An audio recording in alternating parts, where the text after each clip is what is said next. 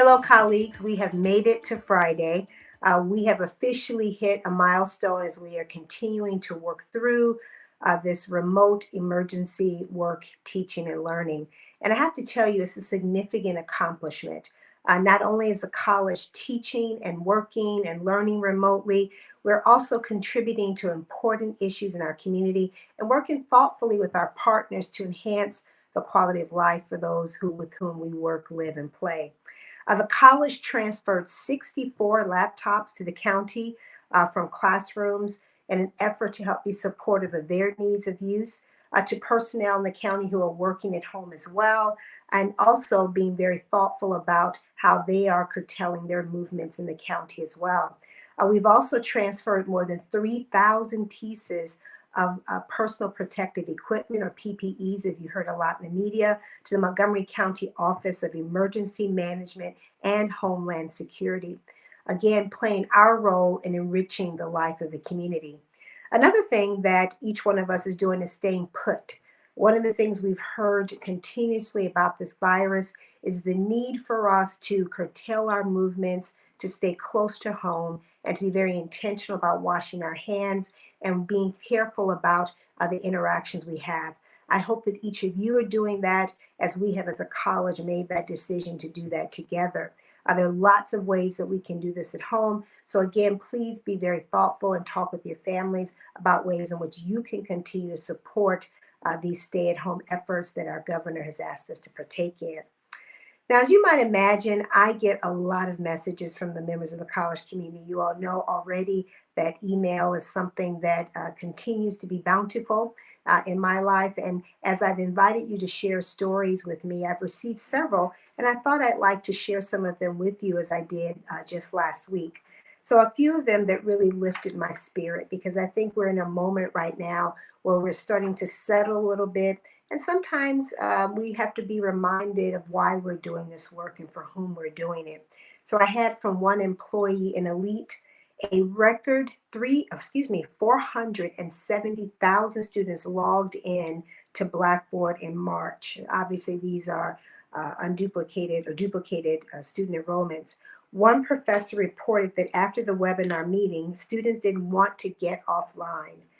They stayed online and talked with each other and with her.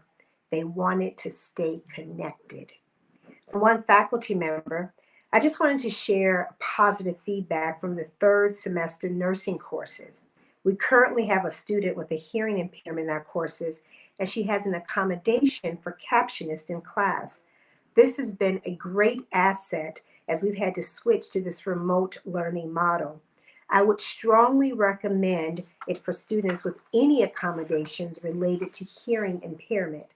I'm so grateful for the folks at Disability Support Services for their prompt attention to our request to meet this student's need.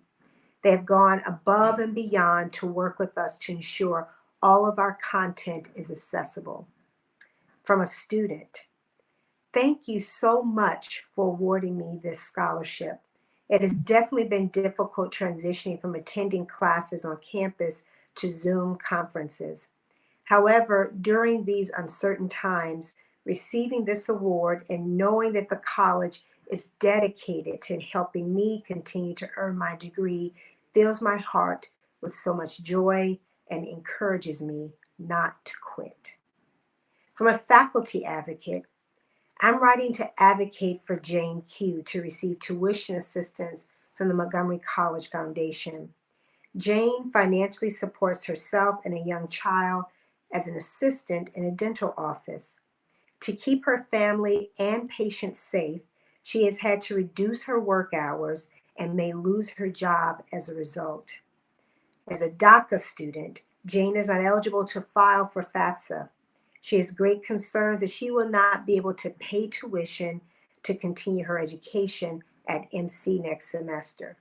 I'm confident that Jane would use any resources awarded to her effectively. From another faculty advocate, I'm writing to advocate on behalf of John Q. John previously worked at a catering company, but due to the COVID-19, he was laid off indefinitely. He has also done delivery jobs such as DoorDash and Postmates, but demand for these jobs has declined with COVID. In addition, his part-time cashier job has cut back his hours due to reduced shopping hours. John needs help with rent and food. Can you assist so that he can continue at the college? These are just a few of the letters that have come in to me, and these things break my heart when I read them, particularly when we hear about our students suffering. But I believe there is some light in the darkness. People have begun to step forward to really help our students and to help the college through our emergency fund process. And they have been generous, and they have been deliberate, and they have been encouraging of the work that we're doing. We've seen several spontaneous gifts that have come in over the last week, and I'm touched by the generosity that these people demonstrate each and every time they contact the college. We've already distributed $200,000 in assistance to students, nearly almost over 900 of them. Now, I want to thank all of you who have been tireless advocates for students and helping them to understand how to navigate the system and lending your voice and credibility to their lived experience. I'm grateful to be a part of this community at Montgomery College because we truly care about our students and about each other. I want to end on one note as we get ready to go into the weekend, and hopefully you're going to get some rest and have time to spend with your family. I want to encourage us to continue to be kind and thoughtful to each other. I want to encourage us to remember that oftentimes in these stressful moments, it's easy to get caught up in how we're feeling right now and to be fearful, to be concerned, to be frustrated. And sometimes we play that out with other people. I want to challenge you in those moments when you feel it bubbling up, just to take a moment and breathe. Take a deep breath. Think about the wonderful blessings of our life. And then more importantly, think about how you can convey that to others. I'm grateful to you. Thank you. I know this is an unprecedented moment for us, but I know for sure that Montgomery College not only has the capacity, but the heart to ensure that we continue to deliver on our promise to our community.